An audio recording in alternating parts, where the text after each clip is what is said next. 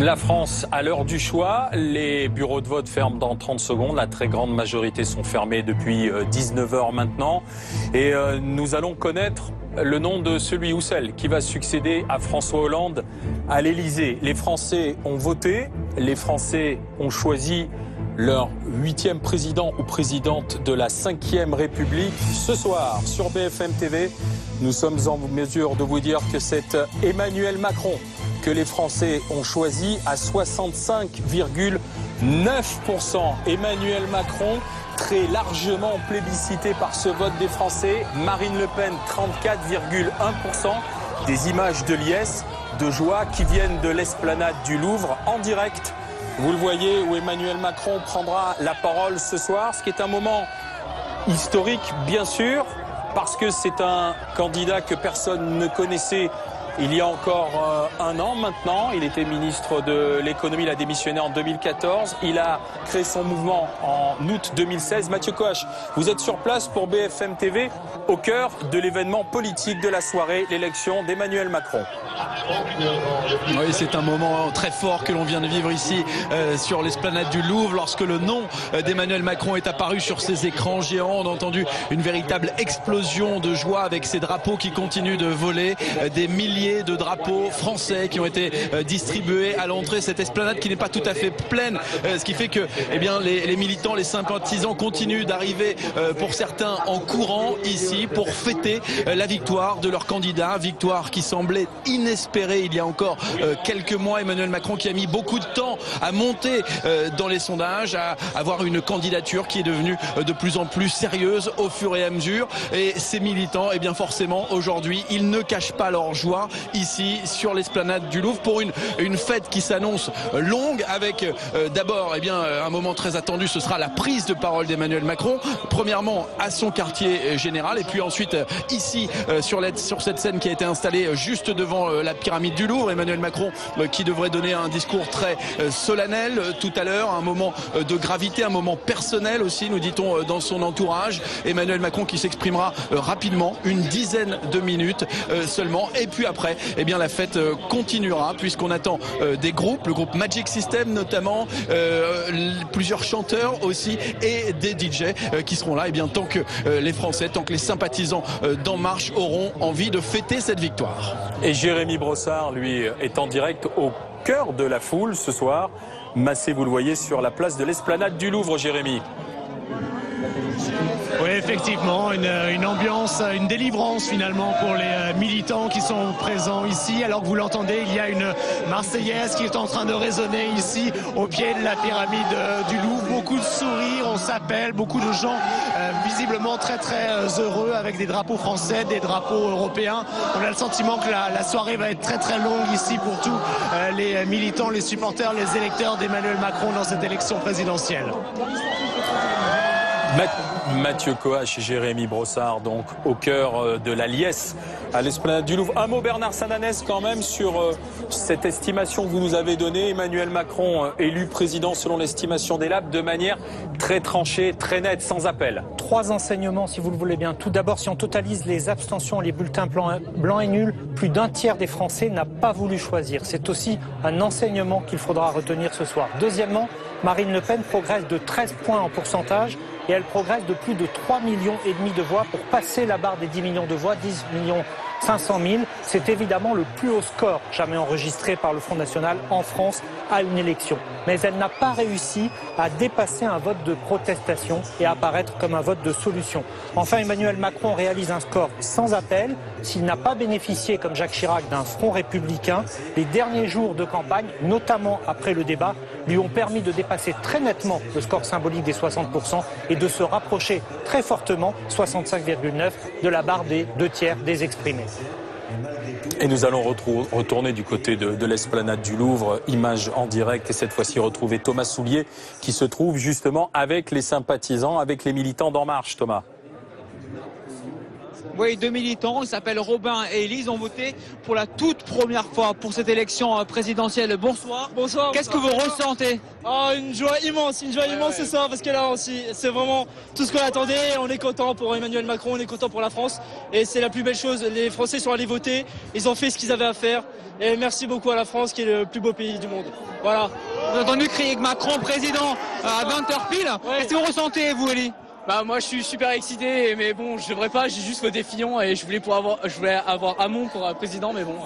Vous avez voté Fillon au premier tour et vous avez voté au premier tour? Benoît Hamon, j'ai voté Benoît Hamon au premier tour. Et sans hésitation, on vote Macron pour le second. Eh bah oui, il fallait voter bien Emmanuel. sûr, ouais. Pas de Marine On Le est Pen. de lui maintenant. Maintenant, il faut qu'il respecte son programme et qu'il mette la France en marche. Voilà. Mais justement, Thomas Soulier. Que la France se relève et que la France continue à rayonner à travers le monde et qu'on laisse pas ces terroristes gâcher la Remettre la France en marche, c'est ce que l'on retend. Continuer ici, il est en... Oui, Thomas Soulier, pardon, je vous interromps, mais on a entendu ce militant dire aujourd'hui ce qu'il attend, c'est que l'on remette la France en marche. Marine Le Pen va s'exprimer d'ici quelques minutes. Premiers invités sur ce plateau de BFM TV pour réagir à ce second tour de l'élection présidentielle. Christophe Castaner, porte-parole d'En Marche, Nicolas Bay, secrétaire général du Front National, et puis Rachida Dati, députée Les Républicains, maire du 7e arrondissement. La parole, si vous le permettez, aux représentants du vainqueur. 65% selon l'estimation des labs. Remettre la France en marche. Les premiers mots du nouveau président de la République, celui qui est ce soir, le nouveau président de la République, vont être très importants. C'est là-dessus que les Français l'attendent, Christophe Castaner. Ils l'attendent sur ses mots, ils l'attendent sur ses engagements, ils l'attendent sur ses actions. Je crois que l'heure est importante, elle est grave. Permettez-moi une petite remarque personnelle. Vous savez, la vie politique, elle est faite de combats, elle est faite de valeurs, elle est faite aussi de dimensions personnelles. Et ce soir, il y a une députée qui nous manque, Corinne Herel, qui était parmi les premières à s'être engagée auprès d'Emmanuel et qui est décédée vendredi, au moment d'un meeting, le dernier meeting. Et donc évidemment, Emmanuel et tous celles et ceux qui sont à ses côtés pensent à elle ce soir. Mais en même temps, oui, il y a de la gravité parce que le moment est grave. Si les Français ont fait le choix de tourner cette page, on sait aussi que tout commence ce soir et que le rendez-vous avec les Français, les attentes sont fortes, les votes de colère sont forts et donc il nous faut les entendre.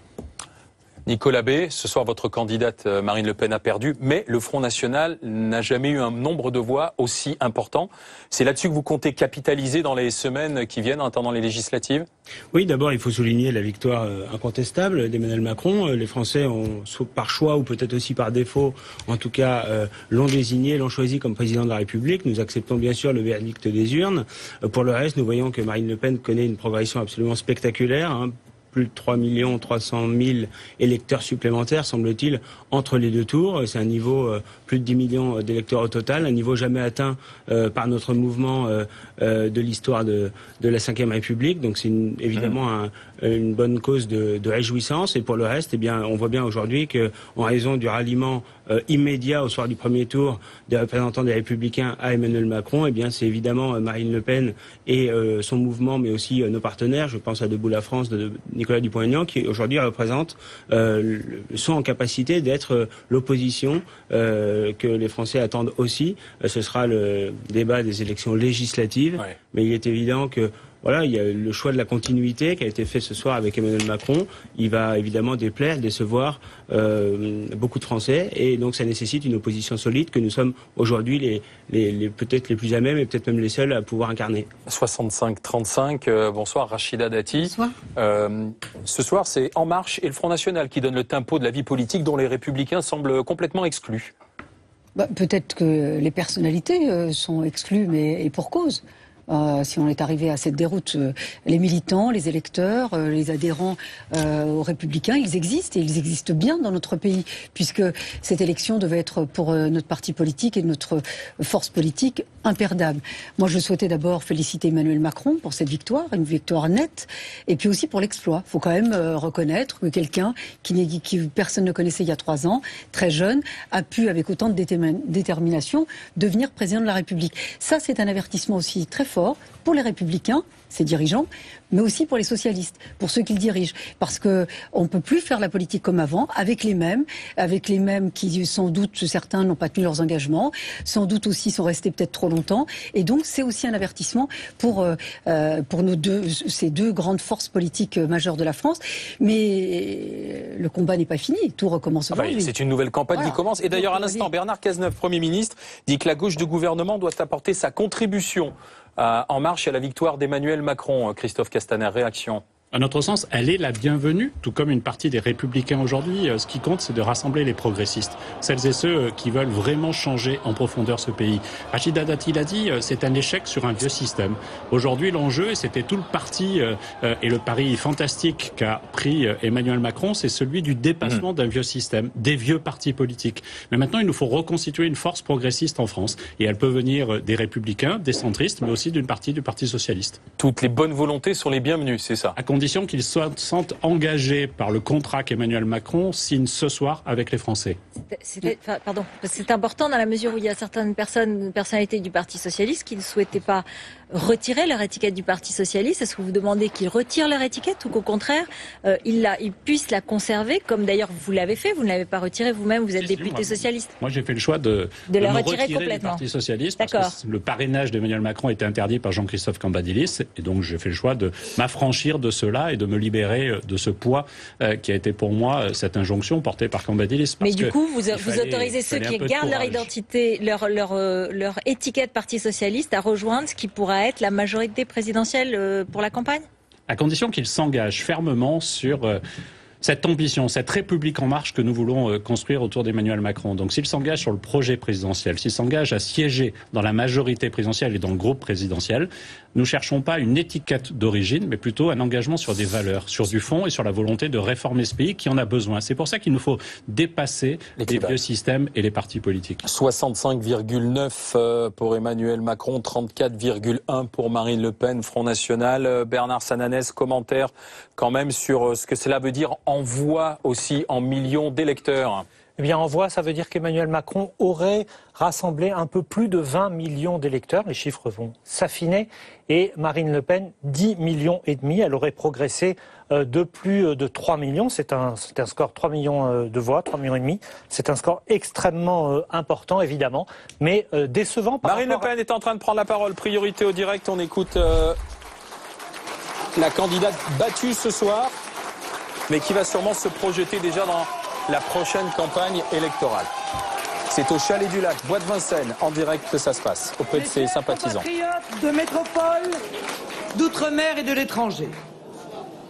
Les Français ont choisi un nouveau président de la République et ont voté pour la continuité. J'ai appelé M. Macron pour le féliciter de son élection et parce que j'ai à cœur l'intérêt supérieur du pays, je lui ai souhaité de réussir face aux immenses défis auxquels la France est confrontée. Je veux remercier les 11 millions de Français qui m'ont accordé leur voix et leur confiance, ainsi que les militants qui m'ont soutenu et accompagné tout au long de cette campagne. Je remercie également Nicolas Dupont-Aignan et son mouvement Debout la France, ainsi que les personnalités qui m'ont soutenu pour leur choix courageux et fondateur. Par ce résultat historique et massif, les Français ont désigné l'Alliance patriote et républicaine comme la première force d'opposition au projet du nouveau président. Les formations politiques qui ont pris la responsabilité de faire élire M. Macron se sont discréditées elles-mêmes et ont perdu toute légitimité à représenter une force d'alternance ou même d'opposition crédible. Le premier tour a entériné une décomposition majeure de la vie politique française par l'élimination des partis anciens. Ce second tour organise une recomposition politique de grande ampleur autour du clivage entre les patriotes et les mondialistes. C'est ce grand choix qui, par circonscription, sera soumis aux Français lors des législatives. Je serai à la tête de ce combat afin de rassembler plus largement encore tous ceux qui veulent choisir la France, défendre son indépendance, sa liberté, sa prospérité, sa sécurité, son identité et son modèle social, tant nous sommes inquiets des perspectives qu'offre ce nouveau quinquennat. Le Front National, qui s'est engagé dans une stratégie d'alliance, doit lui aussi profondément se renouveler afin d'être à la hauteur de cette opportunité historique et des attentes des Français exprimées lors de ce second tour. Je proposerai donc d'engager une transformation profonde de notre mouvement afin de constituer une nouvelle force politique que de nombreux Français appellent de leur vœu et qui est plus que jamais nécessaire au redressement du pays. J'appelle tous les patriotes à nous rejoindre afin de participer au combat politique décisif qui commence dès ce soir. Plus que jamais dans les mois qui viennent, la France aura besoin de vous. Vive la République, vive la France.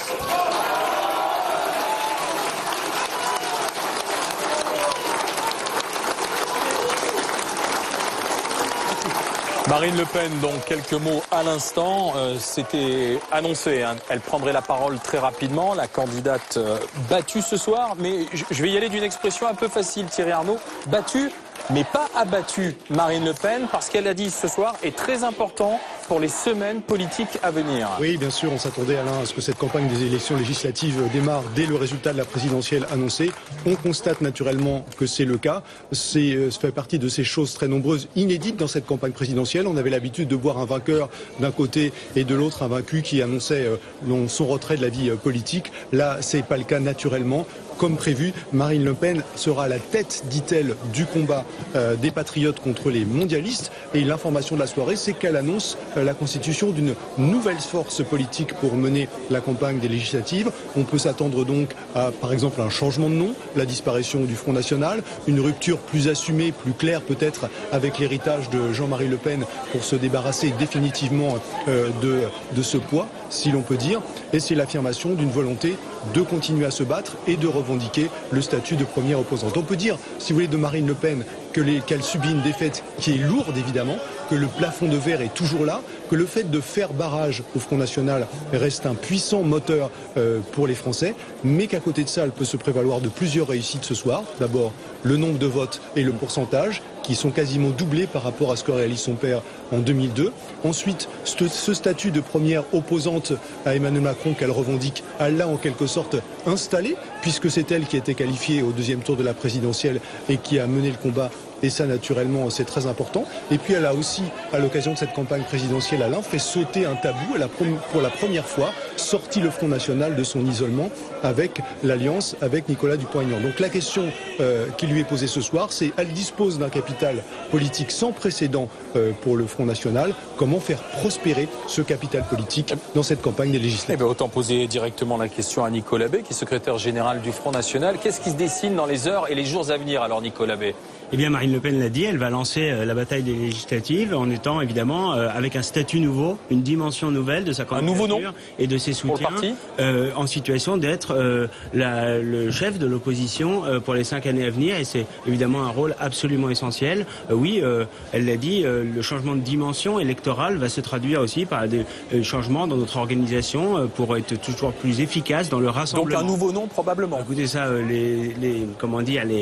les annonces viendront en leur temps, mais ce qui est certain en tout cas, c'est qu'on essaie. Est-ce que vous le souhaitez, Nicolas? Oui, moi je crois que tout ce qui peut contribuer à donner d'autant plus de force à cette capacité de rassemblement qu'a montré Marine Le Pen ce soir, en rassemblant plus de 10 millions d'électeurs, c'est absolument fondamental. C'est fondateur aussi autour d'un nouveau clivage qui redessine clairement la vie politique. La vie politique française a été dominée par ce clivage entre la droite et la gauche pendant des décennies. Aujourd'hui, on voit bien qu'il est en train d'émerger un nouveau clivage opposant les mondialistes aux patriotes. Et bien, les patriotes sont en situation, derrière Marine Le Pen, d'être la grande force d'opposition qui rassemblera tous les électeurs, notamment ceux qui n'avaient pas voté pour Marine Le Pen au premier tour et qui, nombreux... L'appel aux patriotes, c'est à une partie des élus, éventuellement des républicains, qui ne se sentiraient plus à l'aise dans leur famille Nous tendons la main, en tout cas, à tous ceux qui se reconnaîtront dans notre projet.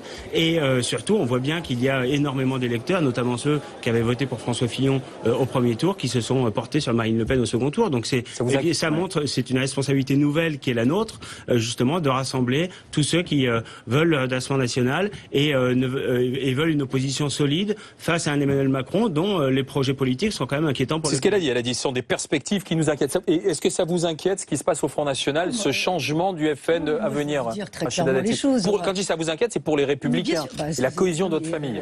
Le sujet, c'est pas moi, c'est pour les Républicains.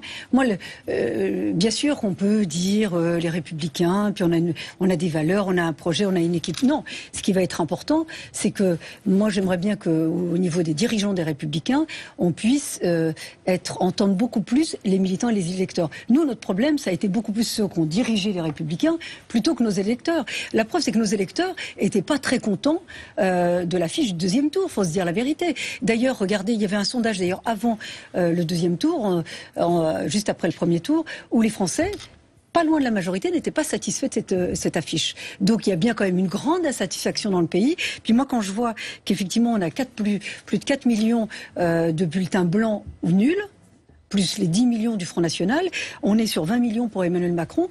Le pays est quand même très fracturé. Christophe Castaner, porte-parole d'En Marche, ça va souffler fort, le vent. Ça risque de tanguer pour En Marche dans les semaines à venir. Le Front National qui se recompose, les Républicains qui ne vont pas vous laisser d'espace non plus. Vous vous y attendez, vous le saviez ? Mais le plus dur commence. On sait que les moments sont difficiles. D'abord, le plus dur, c'était cette campagne-là. Elle est mais ça y est, c'est du passé. Là. À 20h19, c'est fini la campagne. Je vous le dis, elle était difficile. Quand, à 23h45, on fait l'objet d'une campagne de hacking extrêmement grave où on atteint les intérêts de la France, qui sont reliés immédiatement par le Front National, nous savions que de toute façon, ce serait difficile. Moi, je crois qu'il ne faut pas se tromper de débat. Et on voit bien que même si le nom change, Madame Le Pen reste la même quand elle reprend ce vieux langage des patriotes contre les mondialistes. Vous savez, moi, les patriotes, je connais deux catégories. Ceux qui pensaient qu'il fallait construire un mur, le mur Maginot, et que ça allait protéger comme par miracle la France. Et ceux qui sont les vrais patriotes. Ceux qui, au lendemain de la guerre, d'abord avaient su faire la résistance. Et ensuite, au lendemain de la guerre, ont su reconstruire la France, ont su tendre la main à l'Allemagne. C'est cela le vrai patriotisme. Il appartient à personne. Et la caricature, y compris dans cette expression, on a eu 30 secondes de républicains. Et puis très vite, on est tombé dans la caricature. Je crois qu'aujourd'hui, ce qui compte, c'est de dire aux Français que oui, nous avons besoin d'une majorité pour mener à bien le projet politique sur lequel Emmanuel Macron a été élu. C'est essentiel. Question précise, Emmanuel Macron donnera le nom de son premier ministre quand, Christophe Castaner ? Il fera les choses dans l'ordre, comme jusqu'à présent. Après l'investiture, immédiatement après sa prise de fonction de président, il s'exprimera comme président de la République. Il le connaît déjà ? Je crois qu'il le connaît déjà, oui. Quel président veut-il être ? Parce que comment peut-il rassembler son parti est nouveau, c'est sa première élection, elle est spectaculaire puisqu'il est directement élu à l'Élysée. Mais quel président veut-il être désormais à partir de demain ? Vous avez raison, on a fait la moitié du chemin. Ce soir, avec cette élection-là, il faut se projeter sur la façon dont il va être président, la façon dont on va composer la majorité. La première chose, c'est le renouvellement des pratiques. Je crois que le message qui a été entendu au premier tour et ce soir, c'est ce besoin de renouvellement des pratiques. D'ailleurs, vous avez remarqué que les partis, certains n'ont pas été clairs. La France Insoumise ou les Républicains n'ont pas donné de consignes. On ne peut pas parler de Front républicain. Ça évitera au Front National de caricaturer avec l'UMPS, etc. Même si M. B l'a pas fait ce soir encore.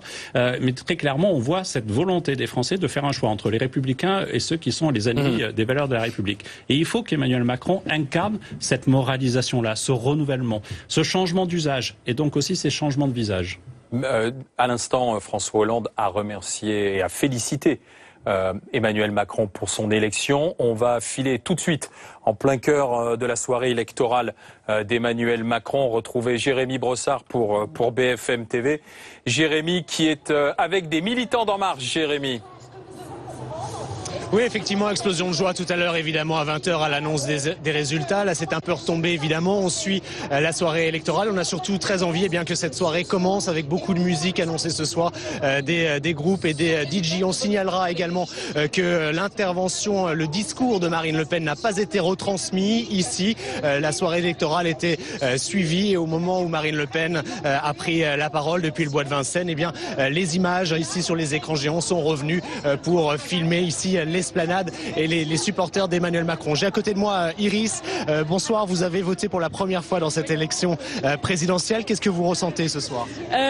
Écoutez, je peux que dire que je suis vraiment très heureuse. Sachant que c'est mon premier engagement politique, je dois dire que les résultats sont très satisfaisants. Je pense que 65%, c'est un très bon chiffre par rapport à ce à quoi on s'attendait. Et j'espère que dans les 5 ans à suivre... J'espère que pour les 5 ans à suivre, Macron va suivre la politique qu'il a désiré mener et que la France... Je pense qu'avec Macron, la France sera sauvée. C'est un espoir pour vous ? Ça représente beaucoup ? Un grand espoir pour moi, mais aussi un grand espoir pour l'Europe, parce que j'ai beaucoup d'estime pour la construction européenne et que je pense que c'est elle qui va permettre à la France de garder son influence dans le monde et sa puissance. Et donc je pense que c'est aussi, bien sûr, une chance pour les Français et pour la France. En un mot, votre programme ce soir, vous allez rester ici, vous êtes entre amis ? Oui, c'est sûr, on va faire la fête. Merci beaucoup Iris. Fabrice, bonne soirée. Voilà, on attend surtout ici bien que la fête commence véritablement et notamment la musique ici sur scène au pied de la pyramide du Louvre. Jérémy Brossard, donc sur l'esplanade du Louvre, pyramide du Louvre avec les partisans d'Emmanuel Macron. À l'instant, Emmanuel Macron l'a dit lui-même, c'est une nouvelle page qui se tourne, une nouvelle ère qui commence. Bernard Sananès, revenons sur ces chiffres que vous nous avez donnés, 65,9 pour Emmanuel Macron. Je serais tenté de vous dire que c'est au-dessus de ce que vous nous aviez présenté ces derniers jours, Bernard Sananès. Oui, on avait assisté pendant tout l'entre-deux tours à un resserrement de l'écart entre les deux candidats qui étaient parfois tombés sous la barre des 60% le premier dimanche de l'entre-deux tours. Et depuis, notamment le débat, on a vu cet écart à chaque fois s'agrandir. On était à 62% vendredi matin. Et on voit bien que dans les dernières heures du scrutin, dans les derniers jours, il y a eu incontestablement une dynamique pour Emmanuel Macron. Et cette dynamique s'est faite sans doute par des meilleurs reports qu'annoncés des deux électorats clés de Jean-Luc Mélenchon et de François Fillon. On verra dans quelques minutes, en fonction de la carte, où ces reports se sont bien faits. Ce sera évidemment clé. Il faut noter également le très bon score, même s'il est en deçà de ce qu'elle attendait de Marine Le Pen, qui passe la barre des 10 millions et demi de suffrages. C'est évidemment le record historique pour le Front National dans une élection en France. On notera enfin qu'il y a eu 12 millions d'abstentions, 4 300 000 ou 4 200 000 de blancs et nuls. Ça veut dire que plus d'un tiers des électeurs, plus d'un tiers des 47 millions d'inscrits dans les listes électorales n'ont pas voulu choisir entre les deux candidats. Ce sera aussi, bien sûr, avec 4,3 millions de bulletins blancs et nuls, le record de bulletins non exprimés. Thierry Arnaud, élément de réflexion sur cette victoire large d'Emmanuel Macron avec les détails qu'il nous a donnés. Qui au fond est paradoxale. D'abord, elle est spectaculaire pour toutes les raisons qu'on vient de donner. Il fait plus de 20 millions de voix. C'était 18 pour François Hollande, c'était 19 pour Nicolas Sarkozy lors des deux élections précédentes. C'est l'écart, et de très loin, si on met de côté 2002, c'est l'écart le plus important entre deux candidats à l'élection présidentielle française sous la Ve République. Mais à côté de ça, on a bien compris, pour toutes les raisons que Bernard vient de donner, les abstentions, les votes blancs et nuls, et ce à quoi on ajoute naturellement tous ceux qui ont voté pour Emmanuel Macron, non pas parce qu'ils le soutenaient, mais parce qu'ils voulaient faire barrage au Front National. Ça veut dire quoi? Ça veut dire qu'il est un vainqueur spectaculaire et incontestable, mais que tous ceux qui ont voté pour Emmanuel Macron aujourd'hui ne lui donnent pas un mandat politique pour appliquer le programme qu'il a présenté aux Français. Et ce droit d'appliquer son mandat qu'il a présenté aux Français, il lui reste désormais à le conquérir à l'occasion des élections législatives. Dites-moi, Rachida Dati, est-ce que vous seriez prête? Non, je vais poser une question. Oui, mais je vais aller vers Malek Bouti. Je vais aller vers Malek Bouti dans un instant. Mais vous-même, vous pourriez travailler avec En Marche, Rachida Dati? Le sujet, c'est pas de travailler avec En Marche. Si. Non, le sujet, c'est d'avoir des convictions. Moi, je suis aux Républicains. J'ai fait campagne pour les Républicains. On a une campagne des législatives qui s'ouvre aujourd'hui. Vous serez toujours avec les Républicains, en opposition, donc. Je sais que maintenant, c'est un peu. Mais la droite, elle existe. La gauche, elle existe. Les dirigeants, c'est ce que je disais tout à l'heure. Certains nous ont donné le chaos et après eux le déluge. Parce que je sais qu'il y en a certains qui sont en train de tracter. Vous imaginez nos candidats, notamment en province, qui ont les tickets LR avec des gens qui négocient pour aller sur des histoires de débauchage individuel. Ça fait du mal à la politique. Et ça, faut pas se leurrer, hein. D'ailleurs, pour Emmanuel Macron, il faut faire attention avec ces histoires de débauchage et de petite cuisine, que ça ne nous donne pas Marine Le Pen en 2022. Parce que ça, les électeurs et les Français n'en peuvent plus. C'est-à-dire que maintenant, quand on a des convictions, on a un projet, on va jusqu'au bout. Et effectivement, c'est après de ne pas faire de l'opposition dogmatique, systématique. Il y a des choses sur lesquelles on peut être d'accord. On peut être d'accord sur, effectivement, les aspects de sécurité ou de justice. Donc je retiens, vous ne serez pas dans l'opposition systématique, mais vous êtes les pieds ancrés dans votre famille politique. Qui sont les Républicains. Nous, on aime la France. Alors, puis notre intérêt, c'est les Français. Personne n'a le monopole d'aimer la France. C'est pas ce que j'ai dit. Ah d'accord, je suis rassuré. On va tout de suite retourner du côté de l'esplanade du Louvre, retrouver Apolline de Malherbe qui va suivre cette soirée en direct pour BFM TV. Parce que la soirée, on vient de l'entendre, ça a commencé en musique. Apolline, avec qui et auprès de qui êtes-vous, ma chère Apolline? C'est Chris Cab qui est sur scène. Sur scène, oui, mais à mes côtés, c'est Cédric Villani, qui est le mathématicien, l'un des visages d'En Marche. un des soutiens de la première heure d'Emmanuel Macron et qui est très représentatif du fait que ce sont des nouveaux en quelque sorte autour de lui puisque, bonjour. C'est la première fois que vous vous êtes engagé dans un mouvement politique. C'est la première fois que je me suis engagé de façon aussi forte à tous les niveaux, en écrivant, en participant, en discutant dans une campagne politique. Et je crois que c'est l'une des particularités les plus remarquables d'Emmanuel Macron, les capacités qu'il a montrées à faire venir à lui des gens qui le voyaient comme une possibilité d'espoir et qui pensaient pour beaucoup la politique c'est pas mon monde, c'est pas pour moi et qui se sont dit là il y a une opportunité et c'est là qu'il faut que je m'engage. Donc vous avez fait rentrer les mathématiques et les sciences en quelque sorte dans le monde politique. Qu'est-ce que vous attendez de lui maintenant ? Moi je pense qu'il y a un énorme défi qui va s'ouvrir maintenant pour Emmanuel Macron. Il s'agit de réconcilier par-dessus le clivage gauche-droite, ça a été l'un des axes sur lesquels il s'est positionné, mais aussi s'attaquer aux fractures considérables dont on a vu pendant la campagne à quel point elles étaient encore ouvertes. Vous ne voulez pas les oublier ces fractures, vous vous dites on a gagné, mais enfin il ne faut pas oublier qu'il faut rassembler. Je pense que c'est considérable si on ne travaille pas à réduire ces fractures dans 5 ans. Le problème se posera de façon encore pire. Il va falloir penser, il faut maintenant penser à la fois à l'agenda de la France tourné vers l'extérieur avec la compétition internationale, avec la recherche, avec la façon qu'aura la France de rayonner. Et en même temps, à l'intérieur, il faudra penser très très fort à aux questions de justice sociale, de sécurité pour que nos concitoyens retrouvent davantage de sérénité. Votre rôle à vous ? Écoutez, on verra bien. Mais vous seriez prêt à faire de la politique, à mettre les mains vraiment dans le cambouis ? Absolument, je crois que ça faisait partie des axes de campagne. Quand les raisons qui m'ont vraiment fait m'engager derrière Emmanuel Macron, il y avait le dépassement de clivage, il y avait le fait de parler de l'Europe en des termes beaucoup plus positifs que tous les autres qui se présentaient, et puis il y avait le fait d'engager des gens de la société civile, et donc pour aller au bout de la logique, c'est le moment pour des gens dans mon profil, je crois, de s'engager vraiment. Et de faire ce pas. Merci beaucoup d'avoir été avec nous. C'est un peu votre soirée ce soir. Et effectivement, derrière moi, vous le voyez, ce sont des visages très nouveaux, puisque la moyenne d'âge est globalement extrêmement jeune. Et je peux vous dire, pour avoir été à des meetings des deux côtés, que ça n'a rien à voir avec les militants habituels qu'on peut voir au Parti Socialiste ou du côté de la droite. Apolline de Malherbe, que l'on retrouvera donc en direct de l'esplanade du Louvre. En attendant, on l'a bien compris, dès les premières prises de parole de Marine Le Pen, c'est aussi un nouveau temps politique qui s'ouvre, celui qui va emmener vers les législatives, vers les élections du 11 et 18 juin prochain. Nous sommes toujours avec Christophe Castaner, porte-parole d'En Marche. Nous avons été rejoints par Malek Bouti, député socialiste de l'Essonne, et puis Éric Woerth, qui représente les Républicains, secrétaire général des Républicains. Non, je ne le sais plus. D'accord, ça va vite chez vous, donc j'essaie de m'ajuster. Oui, ça fait deux mauvaises nouvelles. Deux mauvaises nouvelles en même temps, ça fait beaucoup. Malek Bouti, les législatives arrivent, vous serez candidat pour le Parti Socialiste ou candidat pour En Marche ? Déjà, je vais vous répondre sur ce qui se passe, puisque j'entends tout le monde dire, comme d'habitude, qu'à chaque étape, en fait, c'est un problème, que Macron va avoir que des problèmes. Je pense qu'un processus politique, c'est quelque chose qui évolue. Et Emmanuel Macron, d'il y a 6 mois, et la personne qui vient d'être élue président de la République est entourée d'un processus politique nouveau. La réalité, c'est que c'est un vrai changement, qu'il est profond, qui trouvera une traduction dans les élections législatives, qu'il aura une majorité. Et je vais même plus loin.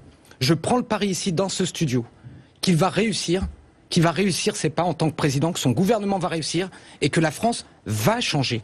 C'est la première fois parce que c'est typiquement dans la culture française. On sait que la France est un pays qui peut se bloquer, mais que parfois, une providence, une personnalité, un moment fait que ce pays est capable de se sublimer. C'est une nouvelle page de l'histoire politique. Et le fait que les vieux appareils mettent le pied sur le frein ce soir, que les vieux commentateurs fassent parler les bulletins nuls et les bulletins blancs, puisque maintenant les bulletins blancs et les abstentionnistes ont autant de voix que les gens qui se déplacent dans les urnes, ce qui est une grande rigolade. La réalité, c'est une victoire politique. Elle est nette, elle est sur une ligne et elle va transformer le pays en profondeur. À l'instant, Jean-Christophe Cambadélis, premier secrétaire du Parti Socialiste, vient de dire que c'est un résultat déroutant, inquiétant, les qualificatifs qu'il voit, dont nul ne peut se satisfaire. C'est votre famille politique, c'est votre premier secrétaire. C'est la preuve qu'il n'a rien compris. Qu'est-ce que vous voulez que je vous dise ? J'y peux rien. C'est pour ça qu'on est en désaccord. Et c'est pour ça que moi... C'est pour ça que vous allez aller vers En Marche ? Mais moi, je serai candidat pour la majorité présidentielle, absolument. Parce que moi, j'ai envie que mon pays réussisse. Et je ne vais pas me mettre dans la posture... Non, mais ça veut dire que vous allez quitter le Parti Socialiste ? Le Parti Socialiste m'a déjà exclu simplement parce que j'ai dit que Le Pen serait au second tour et qu'il valait mieux voter pour Emmanuel Macron dès le premier tour. J'ai eu tort, hein. Il ne s'est pas du tout passé ça. Donc Christophe Castaner, Malek Bouti, c'est acté. Malek Bouti sera candidat dans l'Essonne pour la majorité présidentielle. Il fait acte de candidature ? Non, c'est une question essentielle pour Malek et presque pour moi au nom de notre amitié, mais qui n'a aucune importance ce soir. Oui, ce qui compte, c'est notre capacité. Non, mais c'est aussi un message que vous envoyez aux Français ce soir. Mais je vous ai répondu tout à l'heure. Nous souhaitons des candidats qui viennent de la société civile et dont certains peuvent venir du Parti socialiste, voire même des Républicains, à condition effectivement qu'ils s'engagent sur le projet politique porté par Emmanuel Macron. Mais je comprends bien votre... parce que c'est un point politique qui est très important et pas factuel. La déclaration du premier secrétaire du PS, la déclaration d'un certain nombre de responsables politiques de LR, les déclarations de commentateurs anciens qui disent l'abstention encore, tout ça, c'est encore des œillères. Il faut ouvrir les yeux. On peut être en désaccord, mais la réalité, il se passe quelque chose de profondément politique, de nouveau dans le pays. Il y aura une majorité à l'Assemblée nationale. Emmanuel Macron aura les moyens de gouverner et je prends le pari qu'il va réussir. Je veux même vous dire une chose. J'ai été un soutien de François Hollande à la dernière élection. J'étais pas aussi optimiste le jour de sa victoire. Alors que là, je le suis profondément. C'est une bonne nouvelle pour la France, c'est une bonne nouvelle pour les Français. Et ce soir, on a de bonnes raisons d'être heureux dans ce pays. Avant de vous donner la parole pour les Républicains, Éric Woerth, pardonnez-moi, 2 questions à Steve Briouat, le maire d'Hénin-Beaumont, Front National. Il est en direct avec nous. Bonsoir, Steve Briouat. Marine Le Pen a annoncé, on l'a bien compris, la campagne pour les élections législatives venait de commencer. Est-ce que ça veut dire qu'elle a déjà sa circonscription? Elle sera candidate, Marine Le Pen? Écoutez, vous lui demanderez dans les prochains jours. En tout cas, c'est vrai pour une chose, c'est qu'aujourd'hui, nous allons nous engager dans la campagne des élections législatives pour que le grand mouvement que constitue le Front National puisse enfin être représenté à l'Assemblée nationale. Marine Le Pen a parlé du renouvellement du Front National. Comment va-t-il se traduire, ce renouvellement, dans les heures, dans les jours à venir, Steve Briouat? Est-ce que ça va passer notamment par un changement de nom pour le parti? Peut-être, je pense qu'un débat aura lieu sur ce changement de nom, mais c'est surtout aussi sur le changement, le fonctionnement interne et surtout sur l'ouverture aujourd'hui de ce mouvement pour que, on l'a vu avec le second tour ici de la présidentielle, de nombreux Français ont voté pour nous au second tour. Et bien maintenant, il faut ouvrir les portes du mouvement à tous les patriotes qui souhaitent s'engager avec nous. C'est un appel à certains républicains ou membres du parti Les Républicains que vous lancez aussi, Steve Briouat? C'est un appel à celles et ceux qui veulent en finir avec la politique de monsieur Macron, Hollande, parce que ça va mener à l'échec. Et on leur dit, pour être utile au pays, être utile à la France, rejoignez-nous. Ça ne sert à rien d'aller chez les Républicains, puisque les Républicains, souvenez-vous, ont appelé il y a 15 jours à 20h10 à voter pour monsieur Macron. Ça ne sert à rien de perdre son temps avec monsieur Mélenchon, puisque il n'arrivera jamais au pouvoir. En revanche, aujourd'hui, nous pouvons constituer un bloc très important, une plateforme électorale très importante en rassemblant ces millions de Français. Ce soir, il y a eu 11 millions de Français qui ont voté pour Marine Le Pen. Merci Steve Briouat, merci d'avoir été en direct avec nous. Éric Woerth, élément de réflexion donc sur ce scrutin ce soir, que vous inspire cette victoire d'Emmanuel Macron et ce pourcentage pour Marine Le Pen? D'abord, je voudrais féliciter Emmanuel Macron pour sa victoire de façon républicaine. J'y ai contribué comme beaucoup, puisque j'ai voté pour Emmanuel Macron par défaut. Mais je l'ai fait, je ne voulais pas du Front National. D'ailleurs, personne n'a le monopole du patriotisme. Je le dis à monsieur Briouat, il n'a pas le droit de dire cela. Mais l'élection d'Emmanuel Macron, elle ne règle rien. Il est élu dans une grande ambiguïté. Il n'y a pas eu de campagne présidentielle. C'était la pire des campagnes présidentielles. La droite et le centre n'ont pas pu s'exprimer. Le candidat François Fillon a été empêché de débattre.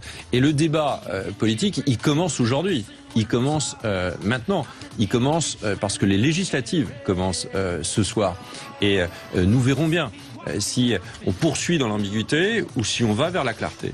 Et nous allons évidemment nous battre pour gagner les élections législatives dans chaque circonscription, avec un projet clair, avec un projet différent, avec un projet qui intégrera ce qui a été dit par les électeurs au premier tour de l'élection présidentielle. On est dans cette logique-là. N'oublions pas les circonstances assez inédites, c'est le moins qu'on puisse dire. Une bonne partie de la population française, ceux qui avaient décidé de voter pour la droite et pour le centre, ont été empêchés d'élection. Je voudrais quand même le rappeler. Ces circonstances sont absolument exceptionnelles. Donc rien n'est réglé. Mais rien n'est réglé. Et l'ambiguïté aujourd'hui demeure. Il y a une chose quand même qui a été réglée, c'est que l'appartenance à l'Europe et en tout cas l'intégration de la France et peut-être même une Europe nouvelle et un discours là-dessus, il y a eu une opposition entre Marine Le Pen et Emmanuel Macron que vous souteniez en l'occurrence. Cette question-là sur l'Europe, par exemple, elle est, en tout cas, il y a une réponse qui a été donnée et qui est majoritaire ce soir en France. Et sûr, il faut peut-être le remarquer. Et le regard que le monde va porter sur nous, le regard que l'Europe va porter sur nous, un président, peut-être un des plus jeunes des pays démocratiques, qui renouvelle complètement le paysage politique, est quelque chose qui peut donner une forme d'optimisme au pays. Alors oui ou non, on va voir de quelle façon ça va se passer. Mais en tout cas, il y a cet élément d'optimisme qui peut intervenir. Je suis, bien sûr, je ne suis pas un mauvais perdant, la question n'est pas là, j'essaie de regarder les choses objectivement. Il y a toujours beaucoup d'excitation, d'ailleurs je suis pas perdant, j'ai pas perdu ce soir, on n'avait pas de candidat. Et je tiens à dire que il y a toujours beaucoup d'excitation, il y a les mêmes drapeaux, il y a les mêmes propos, ceux qui ont gagné crient évidemment à la victoire historique. La question elle n'est pas celle-là. La question est veut-on ou pas redresser le pays? Moi je suis favorable à toute solution qui redresse le pays. Vous n'avez pas l'impression que c'est pas le bon candidat pour redresser le pays? Non, et nous pensons qu'aujourd'hui, la France n'a pas pu s'exprimer en réalité. Au premier tour, elle n'a pas pu s'exprimer. François Fillon a été éliminé pour d'autres raisons que des raisons politiques, pour d'autres raisons que le projet lui-même qu'il portait, et que les électeurs de droite et du centre sont orphelins de cette élection. Nous devons travailler dans l'unité, nous devons rechercher les voies et les moyens pour faire en sorte que la France soit plus unie, mais nous devons tenter de gagner ces élections législatives. Et tout notre combat sera celui-là, de gagner, donner à la France une majorité claire, une majorité pour la France, et pas nécessairement dans ce cas-là, une majorité présidentielle. Réaction de Christophe Castaner et Malek Bouti, que je voyais tous les deux non, parce que si j'entends M. regarder vers le haut, vers le plafond. M. Worth, en gros, une bonne campagne qui marche bien, c'est quand la droite gagne. Donc à partir du moment où la droite n'a pas gagné, on est en train de nous expliquer qu'il n'y a pas eu de campagne, qu'il n'y a pas eu de discours nouveau, qu'il n'y a pas eu de révolution politique. Moi je vous le dis, contrairement à ce que vous pensez, je pense que le vieux système que vous représentez, arrêtez de vieillir tout le monde. Non mais que je parle pas de vous, je parle du Parti des Républicains, ce vieux système est derrière nous. Et je pense qu'aujourd'hui les Français, ils ont marqué lors du premier tour l'élimination des deux principaux partis politiques. Pour d'autres raisons, écoutez, vous le savez bien. Vous prononcez aussi pour Benoît Hamon, je laisserai d'autres se prononcer. Non, je ne parle pas pour Benoît Hamon. Ils se sont prononcés pour le candidat que vous avez soutenu jusqu'au bout et qui a assumé d'être votre représentant jusqu'au bout. Il a été battu au premier tour, acceptez-le et n'expliquez pas qu'au motif qu'il a été battu pour ses propres fautes, mais aussi pour un discours politique qui était rejeté par les Français. Je vous rappelle que le lendemain de sa désignation, juste le lendemain de sa désignation, quand les Français ont découvert quel était le programme de M. Fillon, 75% des Français le rejetaient. D'ailleurs, il a beaucoup changé son programme pendant toute la période électorale. C'est ça la réalité politique. Nous l'avons amendé pour l'élection législative parce qu'on tient compte du premier tour. C'est bien la preuve que c'est aussi ce projet. Je vous ai pas coupé, monsieur Worth. C'est bien la preuve que ce projet politique c'est une a été vieille manière rejeté. de faire de la politique. Ça marche toujours, remarquez. Alors Malek Bouti, réflexion sur ce que vous avez entendu de la part d'Éric Woerth. Je laisse évidemment la liberté d'analyse, ça fait partie du débat. Et dans la situation où il est normal qu'il s'exprime comme ça. Mais ce qui est frappant, tout le monde va le voir, ce qui est frappant, c'est la convergence des discours, et c'est ça qui est surprenant, des dirigeants de LR et des dirigeants du Parti Socialiste ce soir. Avec des mots différents. Mais sur le fond, on a des gens qui sont en embuscade, qu'osent pas trop dire aux Français qui sont dans l'opposition. Vous êtes des vieux routiers du Parti Socialiste. Bon, ok, d'accord. Bon, alors, on vous redonne la parole pendant une heure, et après on a le droit de parler. Que vous pouvez être repeint en marche, moi ça me dérange pas. Donc je continue mon analyse. Donc voilà, je continue mon analyse. Donc, c'est une ils ont le même discours. On a un miroir, le vocabulaire peut être différent, et ils sont en embuscade. C'est-à-dire, on nous a volé l'élection, quoi, en fait, c'est ça. C'est pas exactement ça. La réalité, le non-dit, c'est quoi? C'est que tout ça, c'est un cauchemar, une sorte de mauvais rêve. Tout ça, ça a été un grand délire des Français. Vous inquiétez pas, tout va redevenir normal. Aux législatives. Aux législatives, et vous verrez, après les législatives, Macron aura une majorité, ce sera au premier jour du quinquennat, puis au deuxième jour, puis au premier mois, à tous les moments. L'important pour eux, c'est de revenir au monde d'hier. C'est ça leur rêve. Leur rêve, c'est qu'il ne s'est rien passé, c'est un long sommeil, ils se réveillent. Non mais laissez parler les gens, arrêtez monsieur. Vous êtes deux, je suis tout seul. Sans déconner avec le Pardon, vous êtes deux. Si c'est ça votre nouvelle manière de faire. Je suis tout seul représentant. Que l'on vous en... Attendez, que ce soit audible. Que ce soit audible. C'est un mauvais rêve pour eux. Et on voit que ce qui me frappe, on a les dirigeants des grands partis, on a, je le dis aussi, même dans le domaine de la presse, je vois par exemple la mise en valeur, chez certains de vos confrères, la mise en valeur de l'abstention comme étant quasiment le fait majeur de cette élection, alors que sincèrement, l'abstention ne pèse pas. La réalité, il faut bien en prendre en compte. On peut avoir des pronostics, des analyses. C'est un changement majeur de la vie politique française. Alors justement, rien ne sera plus comme hier. Rien. Allons du côté du quartier général d'Emmanuel Macron, parce que c'est sa prise de parole que l'on attend maintenant. Nous allons y retrouver Jérémy Trottin en direct pour BFM TV. Jérémy, est-ce qu'on a une idée de l'heure à laquelle celui qui va devenir le nouveau président de la République va s'exprimer ? Il devrait s'exprimer dans les toutes prochaines minutes. C'est ce que nous avait annoncé tout à l'heure son entourage. Et ce qui est intéressant de constater ici ce soir, c'est la ferveur et l'émotion qui ont gagné bien sûr ici la rue. Mais il semble que l'ambiance est bien plus grave cependant dans les étages du quartier général d'Emmanuel Macron. Il n'est pas allé comme il y a 15 jours sur cette fameuse terrasse. Pas de geste précipité de la victoire, pas d'ambiance de fête car son entourage nous l'indiquait en effet tout à l'heure. Le travail commence désormais ce soir. Et la première épreuve sera bien sûr cette déclaration. Donc tout à l'heure au QG, il devra désormais trouver les mots pour parler à l'ensemble des Français avec cette première déclaration qu'il a fait tout à l'heure à l'AFP. C'est une nouvelle page qui s'ouvre, celle de l'espoir et de la confiance retrouvée. On nous annonce déjà une déclaration particulièrement solennelle, présidentielle bien sûr, sans lyrisme de la part d'Emmanuel Macron. Donc Jérémy Trottin, en direct du quartier général d'Emmanuel Macron. On attend sa prise de parole. Autant demander à quelqu'un qui est dans la mécanique Macron directement, dans l'équipe de campagne. Christophe Castaner, vous avez peut-être reçu un SMS disant à quelle heure allait s'exprimer le nouveau président de la République. Je voudrais pas démentir Jérémy, moi j'ai la même information que lui, il devait s'exprimer aux alentours de 45-50. D'accord. Donc il devrait dans les minutes qui viennent, et puis ensuite il se rendra au Louvre pour s'exprimer de nouveau ce soir dans cet esprit plus festif. Mais son premier propos sera un propos de gravité lié à ce moment présent, mais en même temps...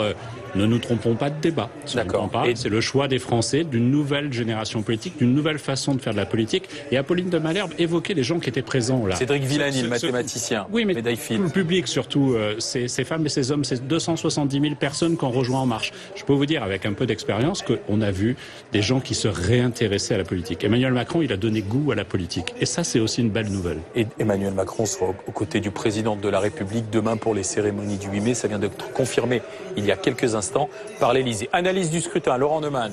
Sans analyse du scrutin. En tout cas, vous voyez ces lunettes là avec lesquelles on regardait la vie politique, je crois qu'il faut les poser parce qu'il est en train de se passer quelque chose de totalement nouveau. Il faut peut-être oublier tout ce qu'on a appris des campagnes précédentes. Cette campagne, elle est incomparable avec les autres et donc cette élection-là, elle est aussi incomparable. D'abord, il faut dire la vérité, 30 points d'écart, ça veut dire qu'elle ne souffre aucune contestation, la victoire d'Emmanuel Macron, et c'est un premier point. Le deuxième point, évidemment, c'est qu'on verra sans doute que ce soir, la prise de parole d'Emmanuel Macron sera sans doute empreinte de beaucoup plus de gravité qu'au soir du premier tour, parce que désormais les responsabilités pèsent sur ses épaules et elles sont larges. Parce que tous les problèmes que l'on a pu pointer pendant la campagne électorale, dont on parlait encore ici même tout à l'heure avant 20h, ils n'ont pas miraculeusement disparu après 20h et l'annonce des résultats. Il reste encore une France divisée, une France qui ressemble quand même au dessin qu'a donné le premier tour de l'élection, une France divisée politiquement, avec un certain nombre de problèmes économiques et sociaux, les problèmes de sécurité, et en même temps, quand même, il faut le dire,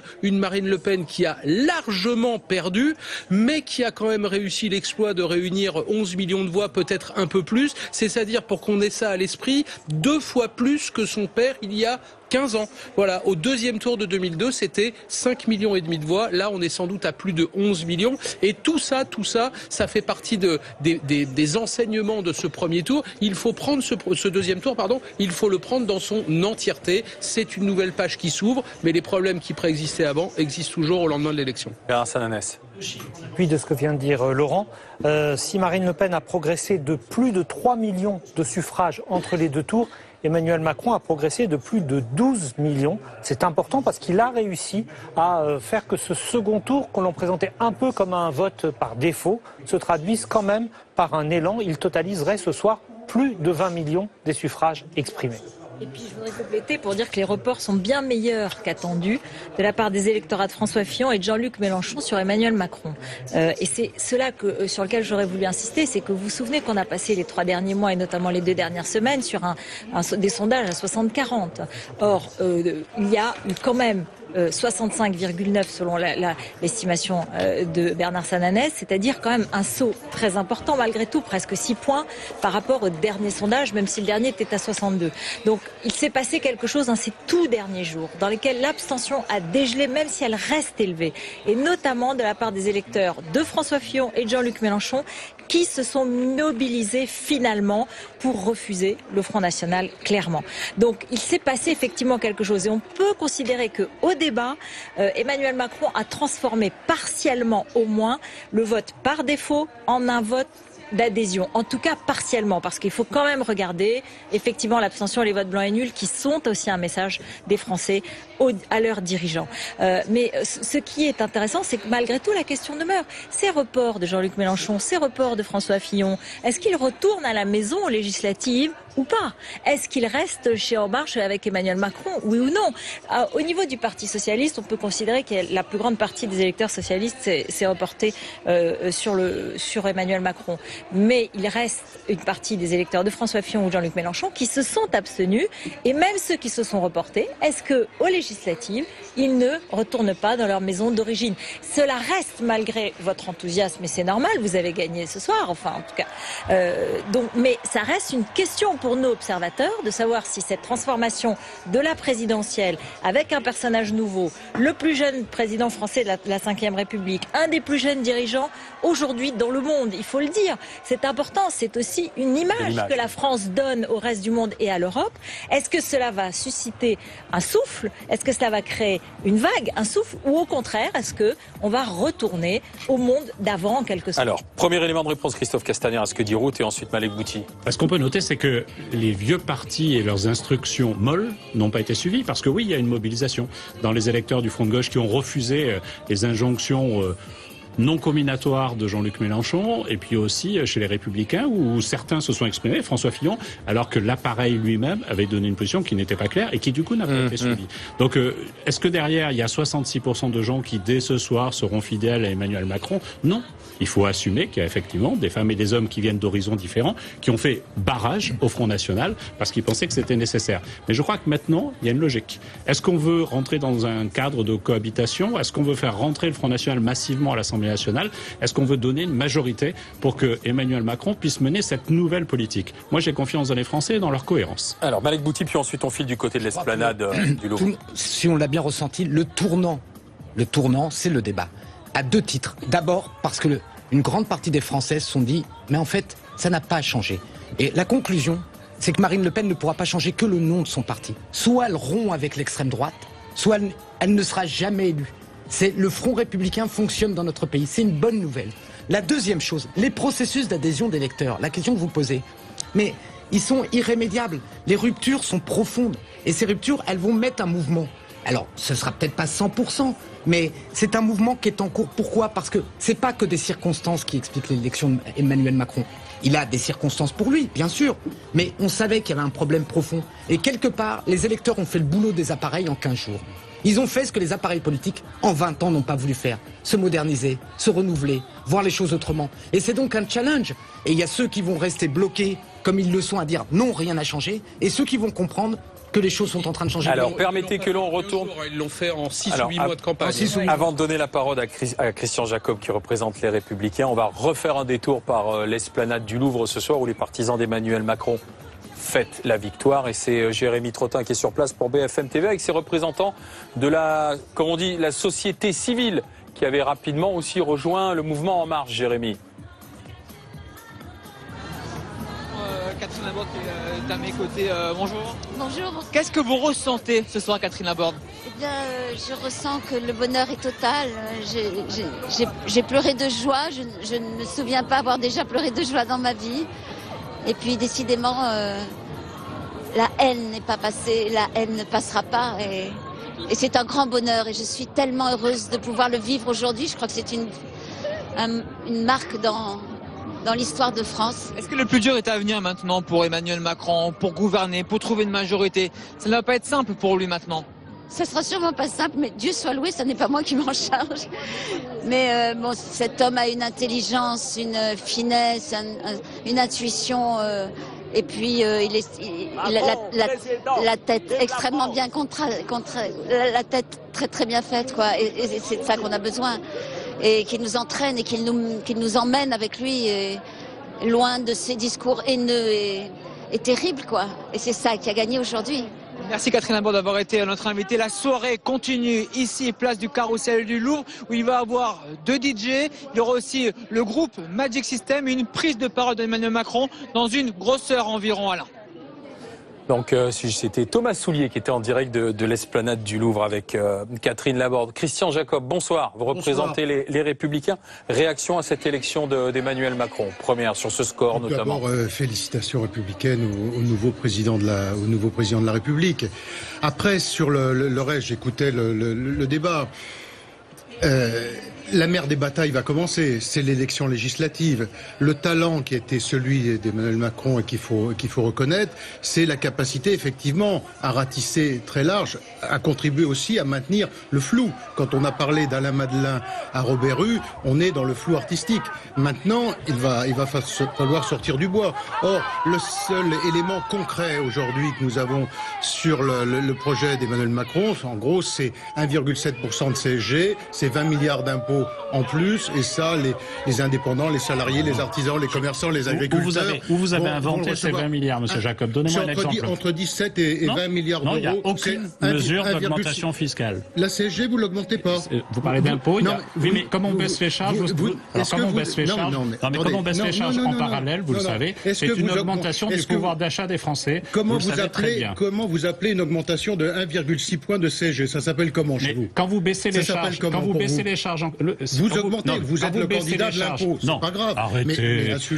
Mais vous êtes dans l'état politique où vous êtes parce que vous avez tenu ce genre de discours. Alors ne mentez pas aux Français, on baisse les charges sur les salaires. 1,6% de CSG en plus. J'essaye de vous faire comprendre, on baisse les charges. 1,6% de CSG en plus. On baisse les charges sur les salaires. 1,6% de CSG pour tout le monde en plus. Je peux donc essayer de vous éclairer. Non, mais j'ai pas besoin de vous pour m'éclairer. C'est dommage parce que vous mentez et vous vous trompez. Est-ce que oui ou non, est-ce que oui ou non, il y a 1,6%. Alors vous baissez les charges d'un côté sur le travail. Ah ben là, apparemment, vous ne vous répondez pas. Donc, s'il vous plaît. Moi, je vous dis.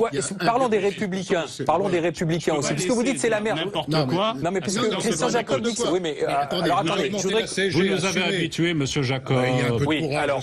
Non, mais est-ce qu'on peut revenir, s'il vous plaît, au début de votre phrase, c'est-à-dire Christophe Castaner? Est-ce que c'est la TVA sociale qui avait coûté beaucoup de voix entre les deux tours à Nicolas Sarkozy? Pas dans la TVA sociale. Donc les choses sont très simples. Il y a une baisse des charges sur les salaires qui est compensée à moitié seulement de cette baisse de charges. Et donc il y a une augmentation en moyenne de 150 € pour tous les salariés qui sont sur des bas salaires. Et donc c'est un 13e mois qui sera donné en français. Et elle est compensée pour la moitié seulement par un élargissement de la CSG qui tape le patrimoine. Et effectivement, monsieur Jacob, qui est le candidat du patrimoine certainement, a raison de s'en inquiéter. Vous savez, la CSG, ça touche les artisans, les commerçants, les indépendants, les retraités, et ils auront les salariés. Tous les Français sont touchés par... Je suis en train de vous expliquer qu'ils auront une baisse de charge. Attendez, moi, je veux bien vous passer de l'autre côté si vous voulez. J'essaye d'être clair. Mais non, mais je voudrais que l'on revienne sur ce que vous disiez, Christian Jacob. On vous donne 100 €, on augmente de 50, vous arrivez à combien in fine? C'est pas ça, je vous dis. Non, vous augmentez la CSG. Alors, Christian Jacob, si vous le permettez, c'est quand même moi jusqu'à présent qui mène les débats, si vous le permettez, je voulais me retourner vers vous. Et je voulais vous poser une question sur cette mère des batailles que vous annoncez. Comment est-ce que les Républicains vont se mettre en ordre de bataille, justement, pour les législatives, si vous voulez représenter la force d'opposition à l'Assemblée nationale. Là, c'est mal parti. Tout d'abord, en ayant un projet qui a tenu compte du premier tour, un projet qui s'inscrit dans la baisse de l'impôt, la baisse des charges sur les entreprises et de l'impôt sur le revenu, en ayant 577 candidats répartis sur le territoire et en ayant un chef de file pour incarner cette opposition et ce combat qui est François Baroin. À l'instant, Bruno Le Maire dit qu'il serait prêt à travailler avec la majorité gouvernementale, mais que les Républicains, c'est François Baroin qui lui mettrait à ce moment-là tout de suite aussi un candidat face à lui dans sa circonscription. Toute velléité sera contrecarrée par les Républicains. C'est-à-dire que soit on est candidat, on appartient à une famille politique et on recherche les voix de cette famille politique, mais on peut pas être dehors quand il fait beau et dedans lorsqu'il pleut. On est d'un côté ou on est de l'autre. Il faut assumer. Et donc, si on est républicain, on n'est pas majorité présidentielle. Nous ne sommes pas les candidats de l'impôt. Nous sommes les candidats de la baisse de l'impôt, laissez finir, de la baisse des charges, et puis également ceux qui entendent incarner l'autorité, qui n'a pas été incarnée pendant 5 ans. Donc, la continuité de François Hollande, nous ne sommes pas sur ce projet qui est incarné par Monsieur Macron. Malek Bouti. Oui, je voulais juste, j'en profite parce que c'est un vrai sujet. Pourquoi c'est inimaginable pour un parti d'accepter que certains de ses membres fassent de temps en temps des pas, aident, pourquoi on est obligé de fonctionner? Vraiment, c'est une question sincère. Je comprends bien la logique, je connais le fonctionnement des partis, mais pourquoi on n'a pas cette souplesse d'accepter dans son parti qu'une personnalité comme Monsieur Le Maire, si à un moment il se dit « là je peux aider mon pays, là je peux aider mon gouvernement », ne le fasse pas sans être sanctionné? Pourquoi c'est inimaginable? Non, mais ça s'appelle de l'opposition constructive lorsqu'on reste dans sa famille politique. Nous l'avons fait à de nombreuses reprises. Vous savez, et Malek Bouti sait très bien de quoi je parle, ça vous échappe sans doute un petit peu. Mais on l'a fait à de nombreuses